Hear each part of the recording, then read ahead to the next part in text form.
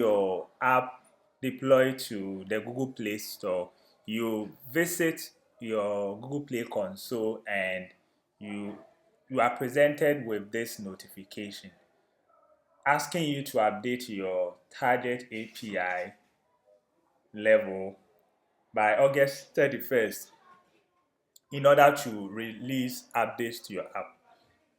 What does this mean and how can you fix it?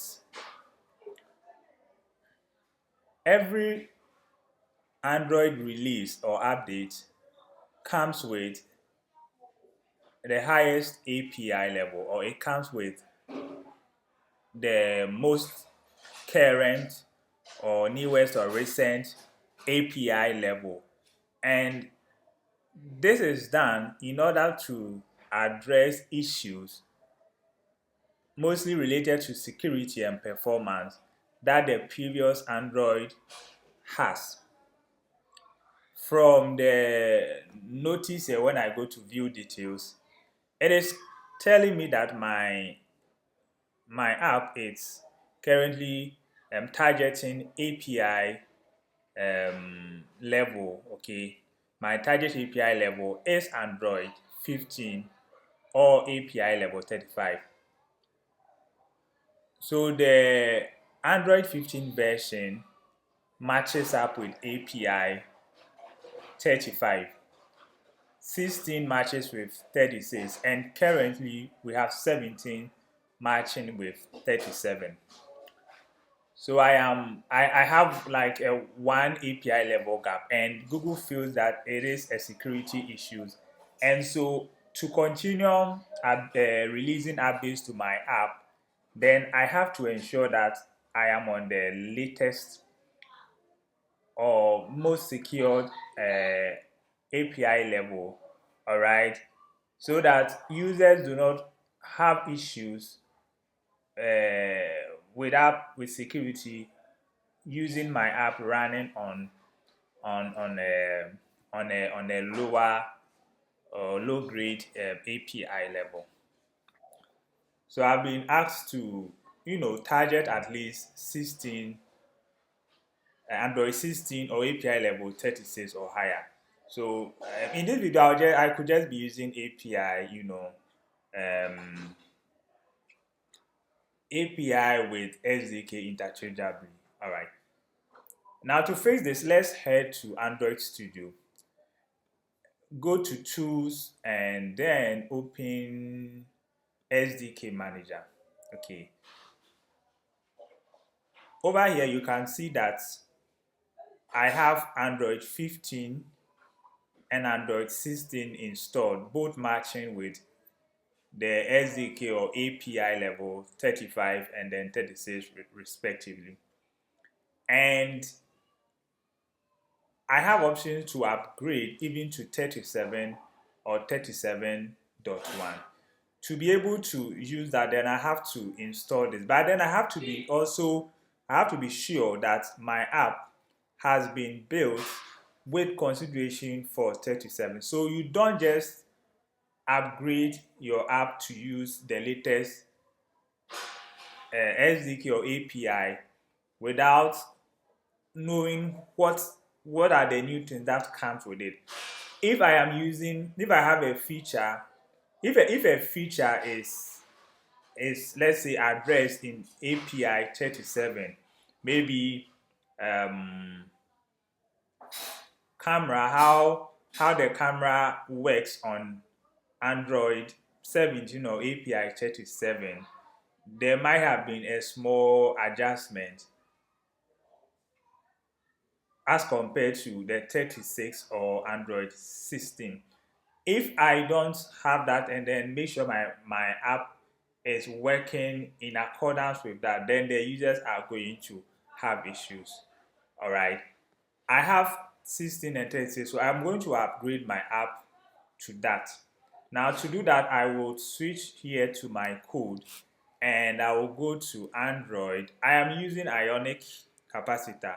You can be using React Native, Flutter, and the Android Android information doesn't change. All right, we are not dealing with my code, and we are just dealing with the Android.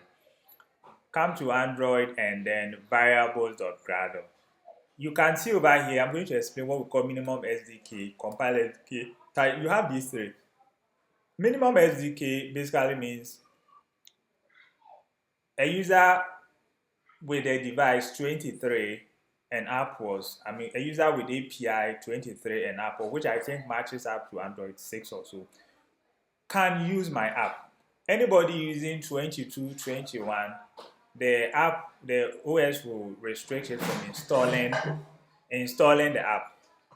CompileSdkVersion is 35, targetSdkVersion is 35. What it means over here is that the compileSdkVersion being 35 means that I am using API 35 tools.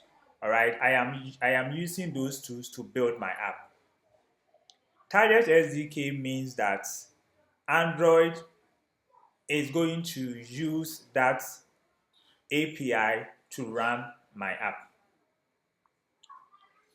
I can have compile SDK 37, but then I would say that when running my app, target 35, because it may be that I may want to get some time to test my app, or I may not want I may not want users to have issues that I am not very sure of. But then when building my app, I'm using the latest version because I want to have access to the best and the latest modern methods within Android to build my app. I don't want to upgrade quickly to 37. I want to stay within 36. I will always set my compile SDK and then target to be 36. I will save that. Then you should also look at Android app and then build.android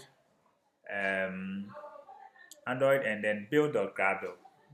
Build.gradle, let's see. All right, cool. So Android app build.gradle. Okay. And notice that I have both here minimum and then target here. Now the good thing is that it is using values from the Gradle to set this thing up. In that case, I don't need to set it manually. I can decide to set it manually, maybe enter 36 and then 36 over here. But I think this is okay. In that case, whenever I update the variables of Gradle, then that is why I don't need to go into the fast food and then any aspect of my code that is using minimum SDK, compile SDK, and so on will just pick directly from the variable.gradle, the variable.gradle, and then I am fine. Now with that done, I will just sync my app. Okay, I'll just sync my app.